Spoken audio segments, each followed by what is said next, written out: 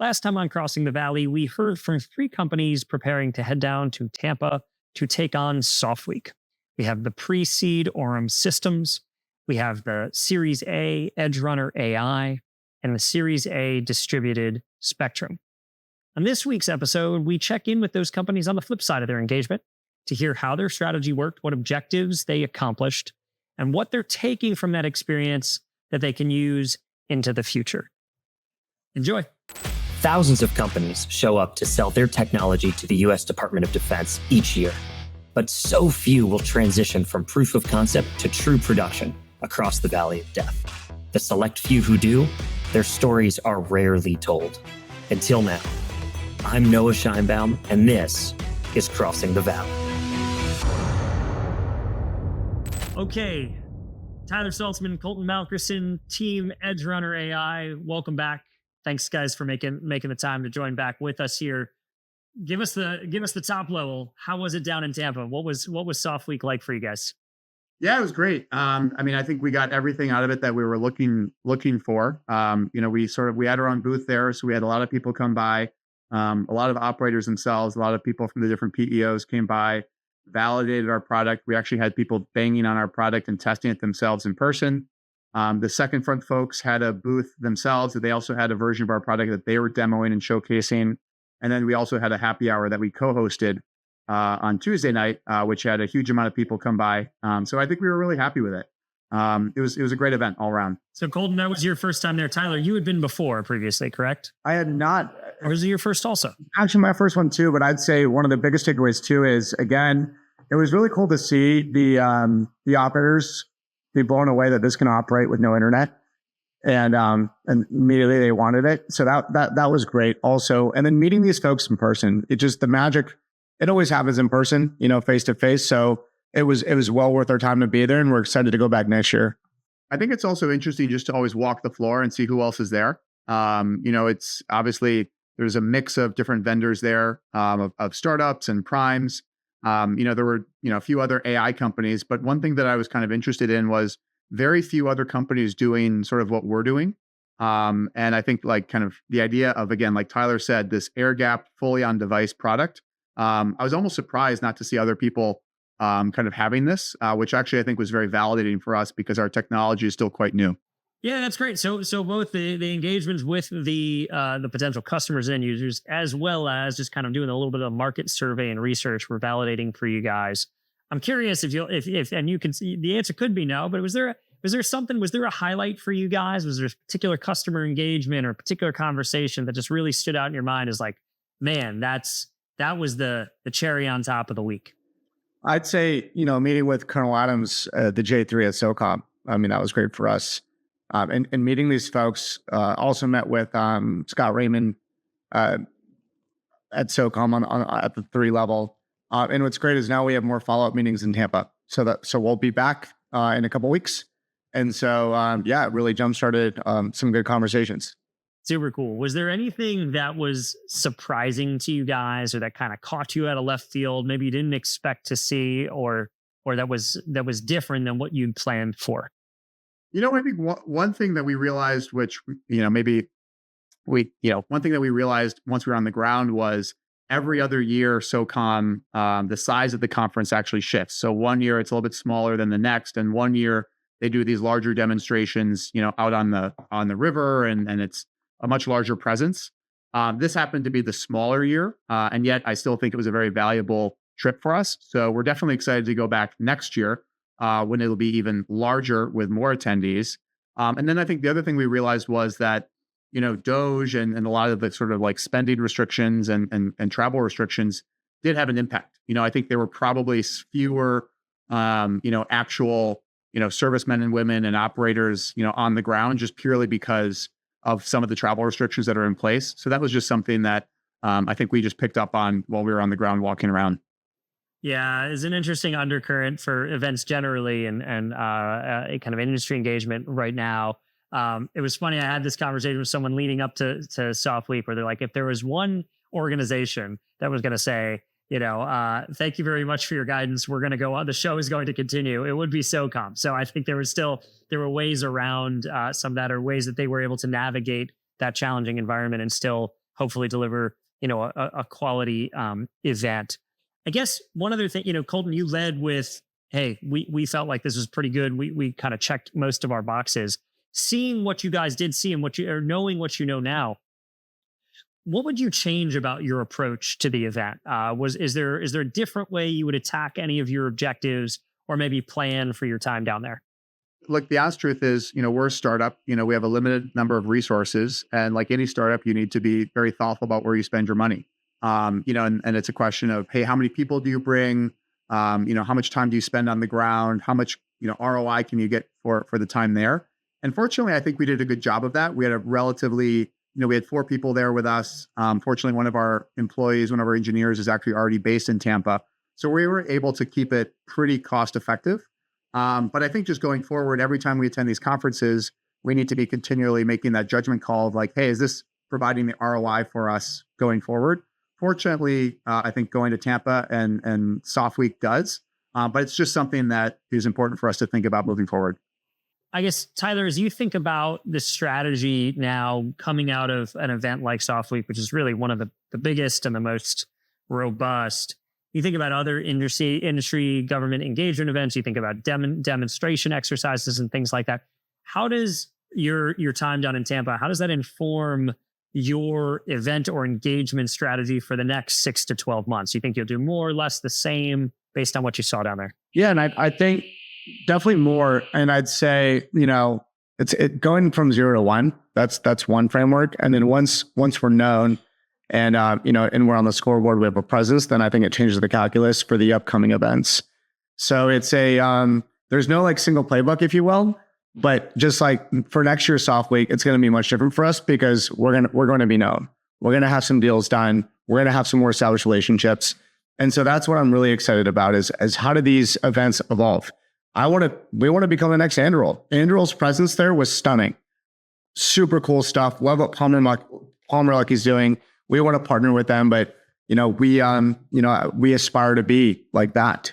And so, maybe soon we'll be on the big floor, on the bigger stage. So it's just a crawl, walk, run. But I'd say, look, the more of these we do, the better it gets, and the more momentum we'll get, and hopefully more war fighters we can serve.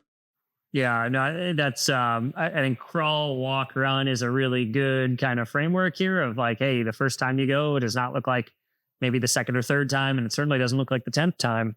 And it's an interesting yardstick to kind of look at, hey, what's our brand awareness? Where's kind of the development of our products? When we first go and we're just kind of getting those MVPs out to like when we actually have it deployed to when we have programmatic revenue. It's a pretty cool yardstick, I think, to kind of evaluate your own growth and progress, and should be cool for you guys. I guess maybe just looking backwards at what you just went through, if there were companies coming up behind y'all, so they can let if this was going to happen again in a few weeks and there was company going for the first time, any kind of advice or anything you would want them to know, either of you guys, based on what you saw? I'd say try to line up as many meetings as you can. Let people know you're going to be there and ask me. Colton does a really good job of this, of proactively reaching out. Hey, here's who we are. Here's what we do. We'd love to meet you face to face, shake hands. I'd say folks coming up, they need to do this. And sometimes it might feel a little awkward, but you got to do it. Yep. Couldn't agree more. You got to proactively set those meetings up ahead of time to make use of your time on the ground. Awesome. Okay. So I think the point that, hey, the work doesn't begin when you show up, like to make the best use of your time, that's game time. You got to do the pregame, you got to practice, you got to do all the kind of stuff leading up to it to lay the groundwork for success. Right. Guys, as we look forward now, the next 6-ish months for Edgerunner, you both tease, hey, we're going to have some deals in place next year. We're going to have deployments. What should folks be watching for from Edgerunner in the next 6 months, whether that's product releases, whether that's big deals hitting, whether that's team growth and hiring opportunities? What do you guys want to spotlight for folks to kind of keep an eye on? Yeah, well, I mean, first of all, I think we're going to be in DC June 2nd to the 4th for the AI Plus Expo. So if anyone is in DC or in the region, please come by. It's free to go to the event. Come by the booth. You can actually play with our product, meet us. We'll be there. So coming to meet us is super important. We're going to be launching a new version of our product in July with kind of additional features and functionality based off of all the feedback that we've gotten from our existing users. So we'll have an announcement around that. And then, yeah, I mean, we're going into the field with several different deployments.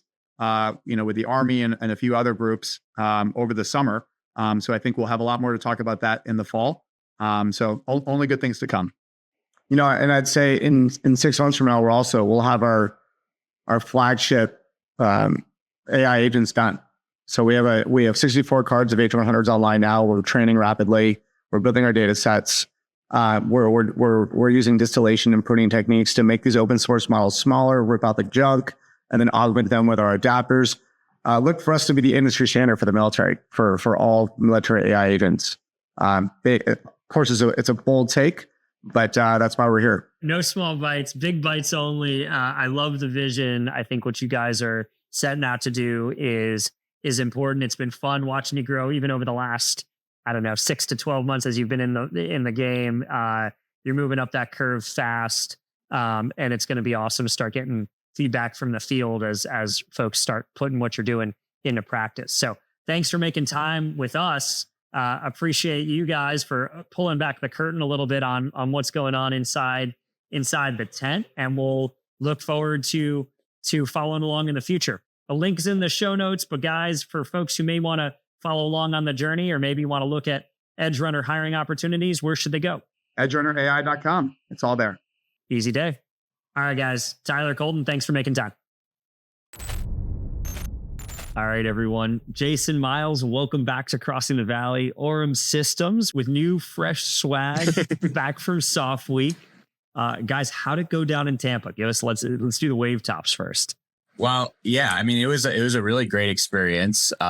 We really enjoyed going. It was very productive for us, very tiring. We heard a lot ahead of time that it was a marathon and sprint all in one, and that definitely turned out to be the case. But it was a really successful and great event for us, a really good experience. And we're already looking forward to next year. Yeah, set a high bar for future soft weeks. Let's peel back the curtain a little bit, give folks a little bit of a window into kind of your time. What were some of the events or sessions or meetings that really stood out to you guys? Well, so first we had our booth in the Accelerator Alley, which was the startup hall. So that was really the main kind of anchor and focus for the week was being at our booth, getting to talk to people. We had really good foot traffic. We got to talk to other companies, UAV manufacturers, operators, people in the acquisition space. And that was really kind of our home for the event. And from there, we participated in going to some of the seminars and talks, and we participated in the pitch events. And so, overall, that was a really great experience to have the booth there and be able to show off what we're working on. Yeah. It was a lot of that during the day. And then in the evenings, there was a lot of happy hours and making the informal connections. I think that's a very polite way of saying a lot of drinking events, a lot of time spent and kind of building relationships. That's cool. Yeah. What do you guys think what was the highlight? Like if you think about one story that sticks out to you as like a pinch me moment or a highlight for Aurum or for you guys personally, what was that? I think for me, we had someone come by from the acquisition side who it's always interesting because we have a couple of products that we're showing off, and every end user that you talk to sees them in kind of a different light, right? They have their problem set in mind, and they look at what you're building and think, oh, this is how it would work for me. And everyone is different, right? And I think one of the most impactful conversations we had was someone was viewing some of our 3D reconstruction technology, and they had a use case that was not something we had ever really heard of. And we got to have a really great conversation about the problem that they're trying to solve. And they kind of brought that vision of, I see what you guys have today. I think that, we could work together in order to, solve my use case, which is very different than what we were planning for. So, that's always the highlight, is hearing people's individual problems and how they think that our technology could help them and give us new ideas of applications that we can orient to. That's awesome. Jason, Miles, did you have anything that you would add to it? I mean, that was definitely a highlight. Also, just getting feedback from some people in the acquisition space and some people that have seen a whole lot of different solutions, and getting some very positive feedback on that front was very cool. Felt good to hear, especially after being locked away kind of for 6 months or so, and then be able to. There was one quote was, in 6 months, you guys are now like 20 to 30% ahead of anything else we've seen. So that felt good. That's awesome, man. Like the first contact, right? It's a big moment for you guys. Speaking of which, I see in the background there, you got a little gadget. I see some flashing lights. I see some metal arms. Like, what is that thing? Well, it's a drone. The arms are folded down right now. But it's our, this is our reference platform that we've been using. This is what we showed off at the SOCOM technical experimentation days. So we're using this as a test platform, and actually we're working now on adding fixed wing support. So that'll be the next big thing that we're showing off. So maybe next time we talk, we'll have a big drone in the wall instead of just the quad. Fixed wing support. So do you have as a plane in your future? Is Aurum purchasing a fixed wing asset? Is that the plan? Not a plane, but we're targeting. We're always targeting that kind of man portable use case. So we're talking to a couple of companies that fulfill that and build UAVs for that use case, and we're working with some of them future demos, and we're going to be building out our fixed wing that have ISR support. So we're skipping ahead to the part where it's, hey, stay tuned. Aurum's got a lot coming in the near future. All right. So 2 things maybe for the audience. The first is, I want you guys to reflect on the objectives that you had kind of going into the event that we talked about on the episode that just aired. And think about, what of those objectives did you walk away feeling like, yes, we achieved? And what were there any where you said, maybe we didn't get all the way there, or we could modify, or like if Soft Week was happening again next week, or when it happens next year, how would we attack this objective a bit differently? You want to guys give us kind of the highs and lows, or the successes and maybe opportunities there. Yeah, I can start with the like what we would do differently. I think it's such a huge event, and there's so many things to go to and people to talk to. We had us and one of our coworkers helping us, and that was still not enough. There's just so much to see. You have the speakers, you have like the pitch competitions, there's other people to talk to, and you have to man the booth. So I hope when we come back next year, we have a couple more people wearing Aurum Systems shirts, and so we can kind of divide and conquer. I think that would help us extract even more value out of the week. Yeah, absolutely. I mean, looking back at what we were going into, what we wanted to do was really interface with operators, kind of have a public launch essentially. And get feedback from operators, initial contact with people in the acquisition space, and just really get people's feedback, make sure we are going in the right direction, that we our theories are correct, essentially. And from that standpoint, it was great. We talked to people in both the acquisition space and on the operations side of things. And then, like Jason was mentioning earlier, we also learned about some use cases that we had no idea even existed, that have some good potential in the future. Thanks for your candor, guys. It sounds like time well spent. If we look ahead, thinking about other events or other formats like this, where Aurum can kind of expand surface area for serendipity, engage with large volumes of end users or customers or investors, what have you, just personas at scale. Do you guys think you're going to do a lot more events this year? Was this kind of like a one-off for you? How do you think about that piece of engagement? This was definitely our biggest event. We are also looking forward to AUSA, which I believe it is in October. We're lining up some more technical demonstrations. There's one in August that we believe we're going to do. We're trying to get into one in September. So we're going to still be getting out there, try to balance the more technical engineering kind of events and also the more, conference style events where you just get to talk to people and line up new opportunities. So you guys are going big. Is the strategy I hear is hey, where there's critical mass, Aurum's going to be there. Awesome, guys. Let's just kind of as we wrap here, give us a preview of what the next 6 months has in store. What should folks be looking for from Aurum, whether it's product drops or roadmaps or kind of milestones for you guys? Yeah, so like Jason mentioned, we're going to be adding fixed wing support. That's one of our big things for the summer is fixed wing support and getting it into the hands of operators. So Jason mentioned we're going to do a demo in August. That's going to be our first time kind of handing stuff over and letting people use our software.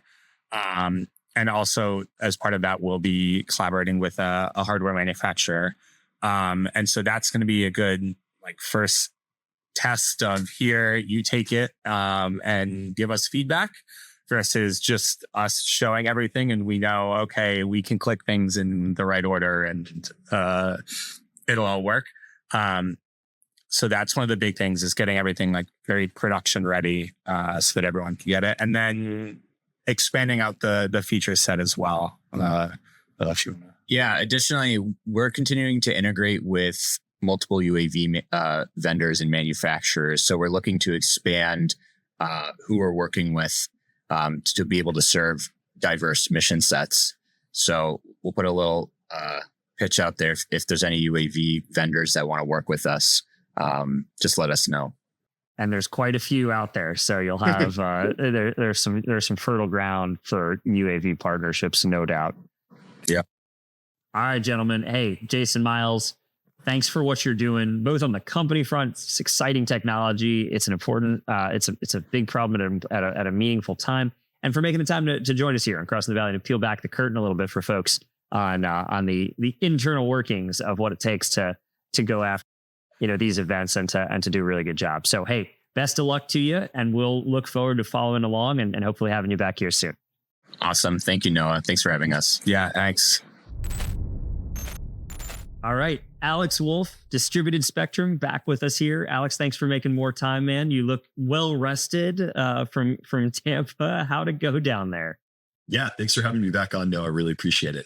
It was a pretty chaotic week in a very good way. I'm sure we'll get into, all the reasons that it was effective, all the reasons, that we had a good time down there and thought it was productive for the business. But overall, definitely a great experience. I think this was our third year coming. So kind of had a few operational improvements that we were able to make this time around, which I think made the week go a lot more smoothly.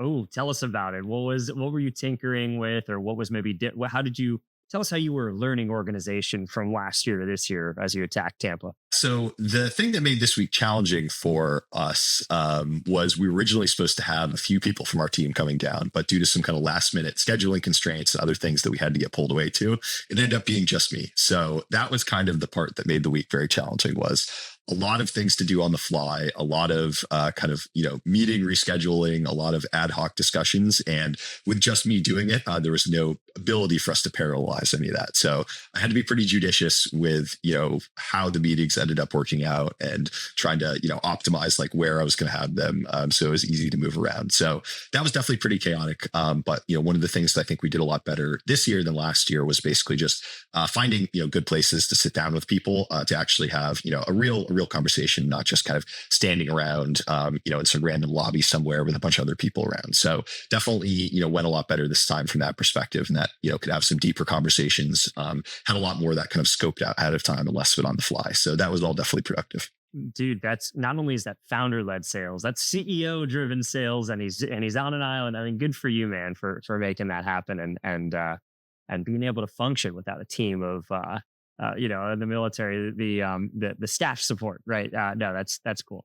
Alex, take us through, what was the highlight for you? Is there a moment or a conversation or an engagement that kind of stands out for you as that was a banner moment from Soft Week? Yeah, definitely. I think, for us, it's always being able to have some conversations with folks that, maybe have a little bit more of an acquisitions bend or, are in roles that can kind of allow us to develop a better sense of what the force is looking for, kind of where some of those capabilities are actually moving. So had a few of those conversations that went, really well. I think I got a much better sense internally of where our own capability maybe needs to be tweaked a little bit.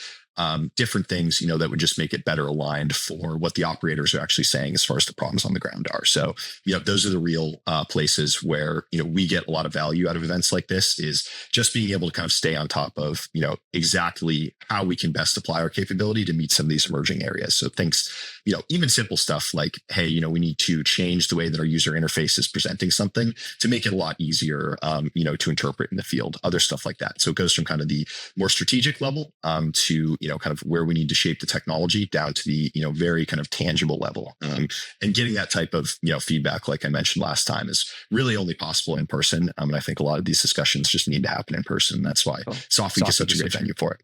Totally. Was there any nugget of feedback that really stuck with you, or anything you're willing to share with us here?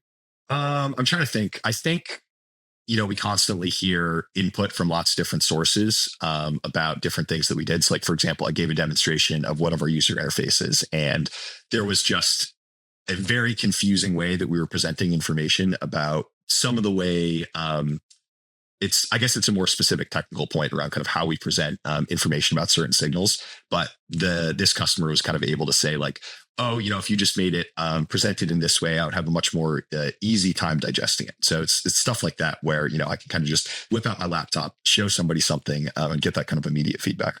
Yeah, it's that real time kind of close contact iteration where you don't have to wait a week for feedback on a demo that you gave virtually. It's just right there. That's awesome. Alex, I know this was kind of old hat for you at this point.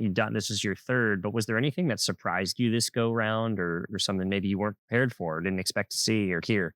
That's a good question. I don't think there were any major surprises that come to mind for me initially. I think there's always a lot of just random stuff that ends up happening and comes up. I think one of the parts that I find interesting is just, being able to walk the show floor and see all these crazy capabilities that people are demonstrating just, right out in the middle of the convention center. So that is always super interesting to me to see, what different people are kind of bringing out, what kind of the cutting edge that people are, pushing out, kind of demonstrating to all the attendees is. So definitely some interesting things that I saw there. But yeah, no major operational surprises or anything like that. So I think the thing that I was not expecting was I thought they did the big capability demonstration every event, whereas this time I was a little bit saddened to see that they didn't have the big demonstration out in the bay, but that's what happened. So it is, it's a great point, because it is one of these things where we spend so much, or there's so many folks inside the government who spend so much time trying to protect secrets, everything's classified, we can't talk about ConOps and all this kind of stuff, and you go to an event like this, and people who are investing in developing these capabilities with private funds, this is all out in the open. It's anybody say, well, not anybody, but it's not terribly difficult to register and just go attend this event. And there's a lot of stuff that, until the military is integrating it into operational concepts, it's out there for the world to see. So that's kind of an interesting point about how we develop and talk about some of these emerging capabilities. Alex, let's go back to the objectives that you had coming into the week. And I'm kind of curious, if you talked a little bit about feedback and iteration with end users. Sounds like that was a big kind of gold star, big check mark for you. Was there anything that you guys were hoping to accomplish that maybe you didn't get all the way there, or you said, oh, I would attack that a little bit differently next time? I think going into the event, I had, 3 primary objectives, one of which was meeting with folks on the acquisition side, meeting with the end users, and then being able to talk to a few different, basically partner companies that were kind of looking to, learn more about how they're thinking about deploying different systems, other stuff like that. So, had the opportunity to set up some of those meetings ahead of time on the acquisition side. So that was good. It wasn't a lot of on the fly iteration there. A lot of the end user conversations, ended up being a little bit on the fly, but that's kind of, that's how things typically go. And I think just by virtue of my own time and not having, as much of it as I would have liked, did not get as many of those partnership meetings in, just because, I was kind of pulled away in a bunch of different directions. So that's definitely stuff I can kind of, do after the fact, and got to do a little bit at some of the social events after hours, but definitely, wish I had just a little bit more time when I was down there to be able to do all the things I needed to do. So time being in short supply, I think, is a common theme.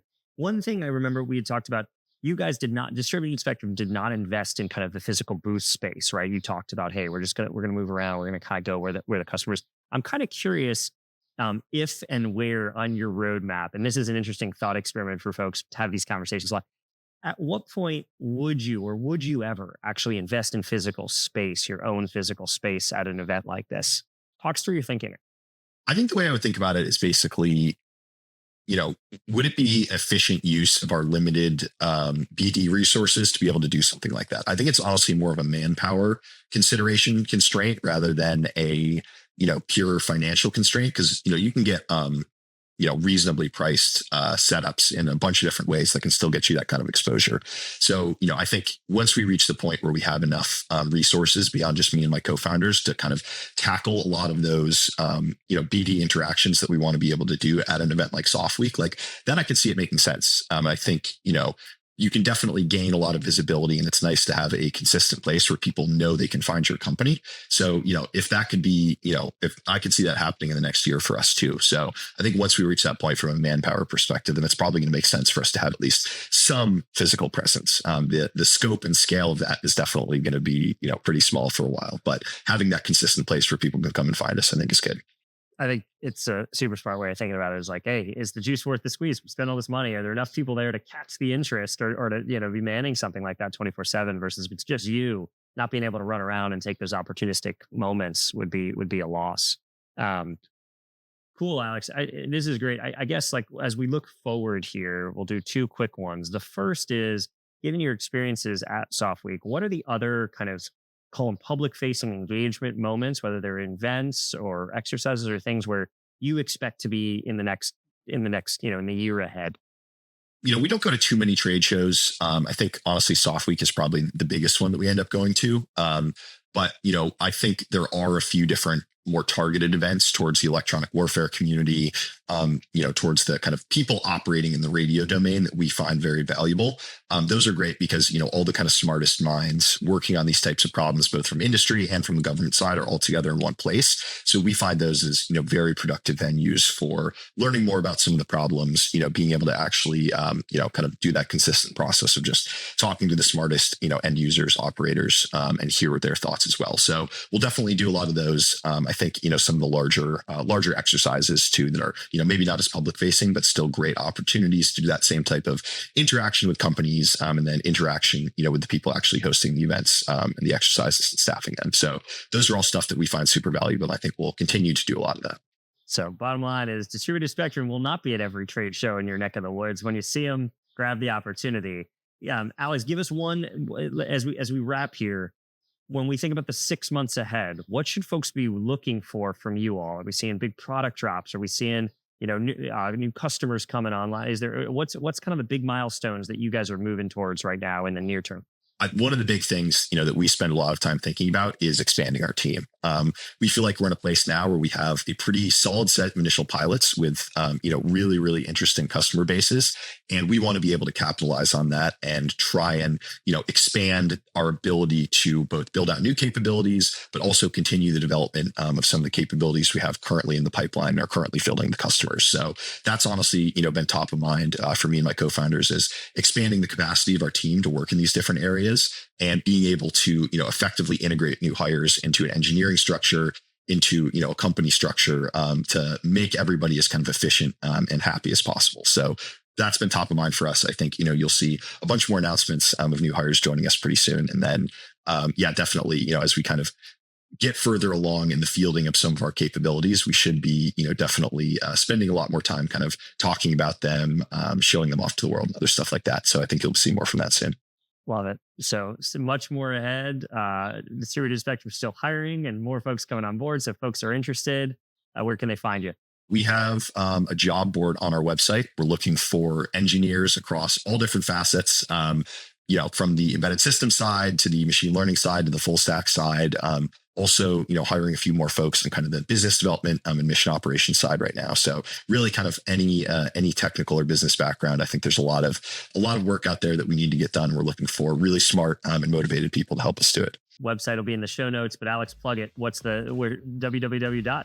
DistributedSpectrum.com. Easy peasy. Awesome, man. Hey, thanks for making time to chat with us today. You guys are doing great work, making great progress. We look forward to following along with the journey in the months ahead. Good luck out there. Yeah, sounds great. No, I really appreciate it.